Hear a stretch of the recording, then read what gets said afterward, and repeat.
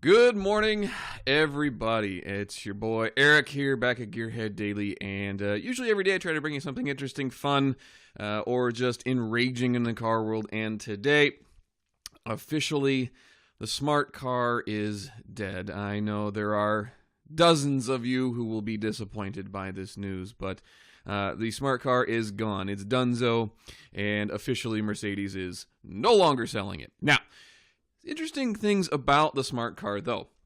I never understood why they brought the smart car to America. I thought it was kind of a dumb decision anyway, because based on its size, it didn't really make a lot of sense in the United States, at least as far as the most of the country is concerned. In the bigger cities, where space is more of a premium, Boston, New York, LA, Miami, stuff like that, it made a lot of sense. Smaller car, if everybody did it, it'd be a lot more space for more cars. It is a very practical car for Europe. Makes a lot of sense. If you've ever been to Europe, which I have a couple times, the streets are really, really narrow because they were used to, horse and buggy and carts and that sort of thing. So the roads are very narrow and parking spaces are very limited. So finding a place to park was very good.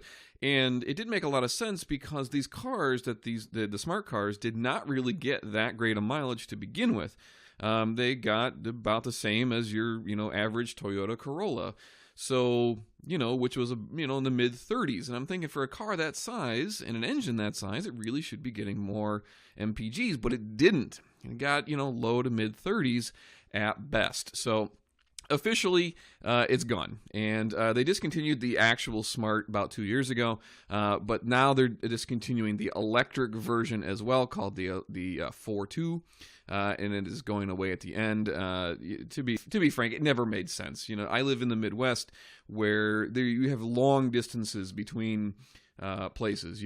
Sometimes just driving, to a friend's house is half an hour away or more. And you do a lot of driving, so I want to be comfortable if I'm going to be driving something.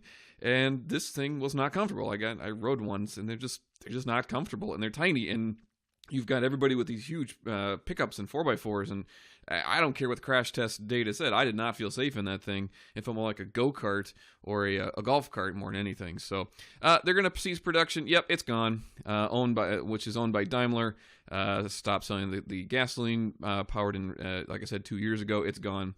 So it's still on sale, starting at $24,000 for that little thing.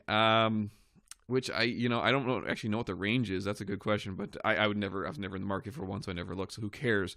But it was never a smart business decision, in my opinion, to bring the smart car here.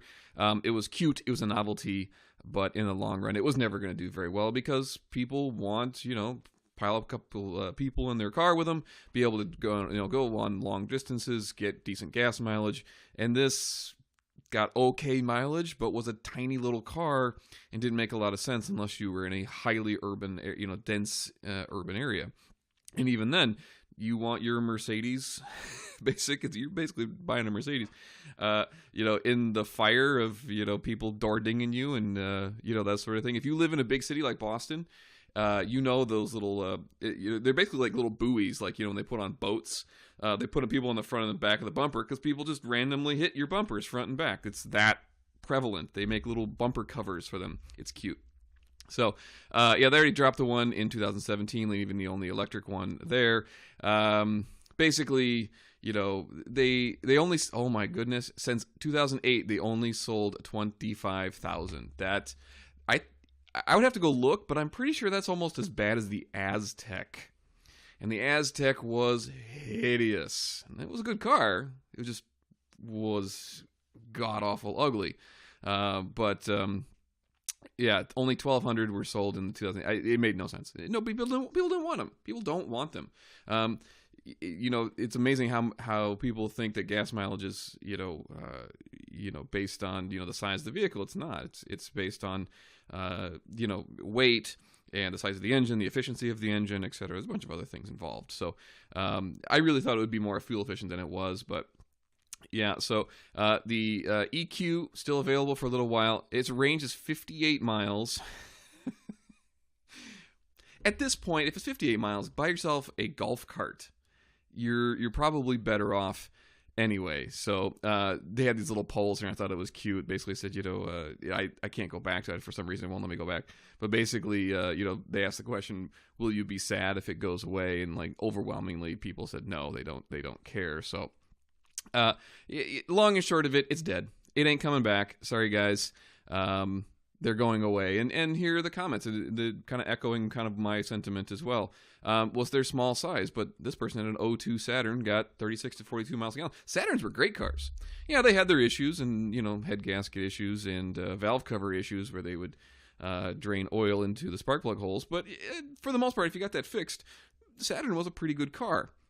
The size does not match the efficiency. That's right here. The size isn't really that fuel efficient. So if you look at other similarly, mileage cars, you're going to get much more car for the money, and it's not Mercedes. It's not a Mercedes reliability issue. Mercedes aren't really known for their cars.